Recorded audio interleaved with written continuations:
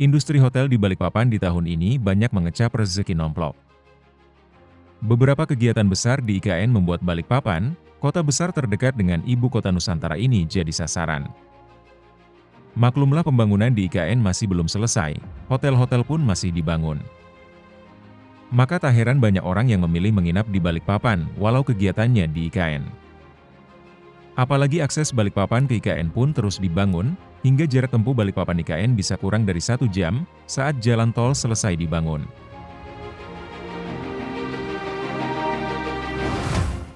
Jadi untuk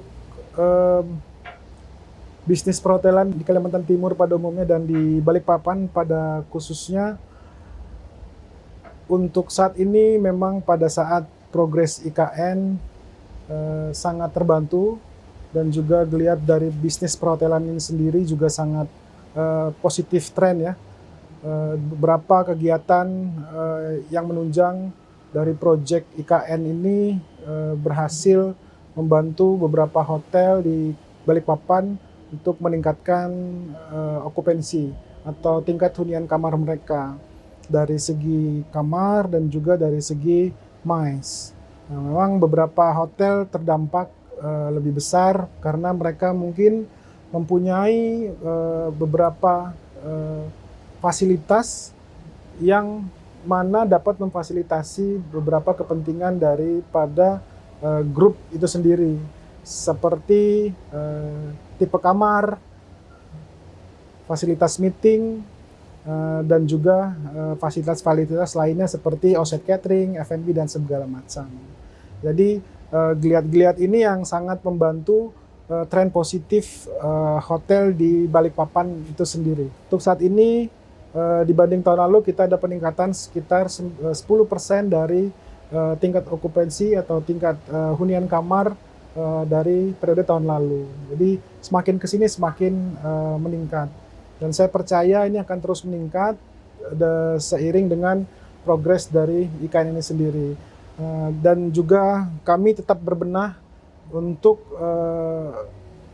lebih memperbaiki, meningkatkan fasilitas-fasilitas yang kami miliki untuk menerima semua permintaan dan tantangan yang ada saat ini. Pembangunan di IKN yang masif juga membawa investor yang membangun hotel-hotel berbintang. Tentu saja hotel di IKN kelak akan menjadi pesaing berat hotel di Balikpapan. Tapi sepertinya manajemen hotel di Balikpapan cukup percaya diri bisnis mereka akan tetap berjalan baik. Strategi kami tetap, kami akan meningkatkan fasilitas pelayanan dan juga produk yang kami miliki. Karena memang Swiss Bell Hotel Balikpapan juga mempunyai brand yang sudah terkenal internasional atau international change. Kami hanya meningkatkan kualitas produk, fasilitas yang kita miliki, dan juga kami memiliki beberapa channel dan juga rekanan yang mana bisa kami berkolaborasi lah dengan pihak-pihak stakeholder lain untuk lebih dapat memberikan pelayanan dan produk yang lebih baik, dan juga menjaga hubungan yang lebih baik dengan stakeholder dan tamu-tamu kami, juga tamu-tamu loyal kami, untuk yang mana kita harus pandai-pandai melihat kebutuhan mereka yang memang terus berubah gitu, sesuai dengan perkembangan zaman. Memang di hotel ada beberapa strategi karena memang kita mempunyai beberapa segmen yang berbeda, dan masing-masing segmen ini mempunyai strategi-strategi yang berbeda.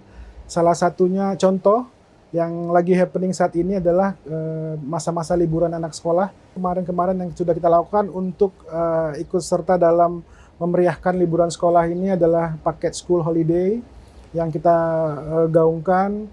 Kita memiliki paket kamar maupun yang juga sudah dibundling dengan paket dengan fasilitas-fasilitas lainnya, seperti sudah termasuk dengan mainan boneka Bernie kita, kemudian juga sudah termasuk dengan mainan anak-anak yang ada di mall, kita bundling dengan mereka. Salah satu brand permainan anak-anak lah di mall. Dan juga pakai diskon-diskon lainnya yang untuk F&B 20% seperti tiap Sabtu Minggu untuk menarik orang tua mengajak anak-anaknya untuk staycation di Swiss Bell Hotel Balikpapan, juga dengan cara kita mengadakan aktivitas anak-anak seperti cooking class, juga kemudian juga ada mewarnai donat, juga menghias kue, juga bermain bersama Bernie, melukis, menggambar, kayak gitu. Beberapa tahun ini pertumbuhan tingkat hunian hotel di Balikpapan rata-rata 5% hingga 10% per tahun. Tapi industri hotel di Balikpapan pun mulai was-was karena diam-diam daya tarik IKN ini juga membawa masalah tersendiri.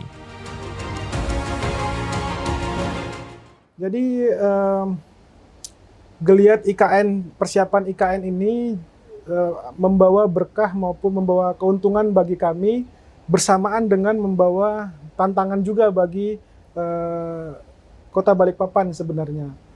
Karena kan orang berkunjung ke Balikpapan ini dengan berbagai macam alasan. Kalau kayak kata wisata itu kayak ya ada wisata alam, ada wisata kuliner, ada wisata MICE juga ada.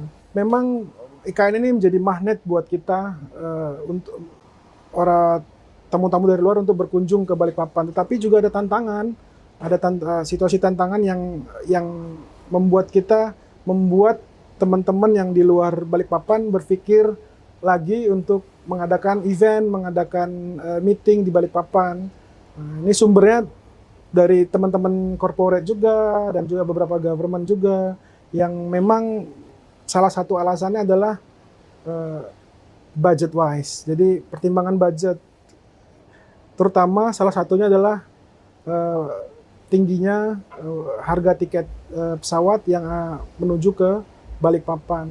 Biasa kalau sebelum gaung IKN ini kan Jakarta Balikpapan limit kayak 900-800 ya. Tapi kalau sekarang yang paling murah sekarang 1.500.000, 1.700.000, hampir naik 50%, 100% ya. Belum lagi itu yang biasa, belum lagi kalau misalnya ada yang event-event nasional kayak PEXI, MTQ nasional di Samarinda, nah ini akan menjadi tantangan. Kemarin juga pas ada peningkatan kunjungan ke Balikpapan sampai tiket ke Balikpapan sempat sold out ya. Selama 7 hari kita tidak dapat berkunjung ke Balikpapan karena kehabisan tiket pesawat selama 7 hari. Nah, kayak seperti ini yang jadi tantangan kita seperti ke depannya. Jadi yang seharusnya ya MICE bisa diadakan di Balikpapan, ada beberapa company, ada beberapa mungkin government segmen yang akan mengadakan MICE dan ke sini jadi berpikir kembali karena budget wise ini. Harapannya adalah mungkin ke depannya bisa dari teman-teman dari sektor pariwisata mungkin dan pemerintah terkait dapat mengkaji ulang mengenai harga tiket pesawat agar geliat atau tren IKN ini bisa didukung gitu dan lebih meningkatkan kembali euforia IKN ini untuk ekonomi Balikpapan sendiri.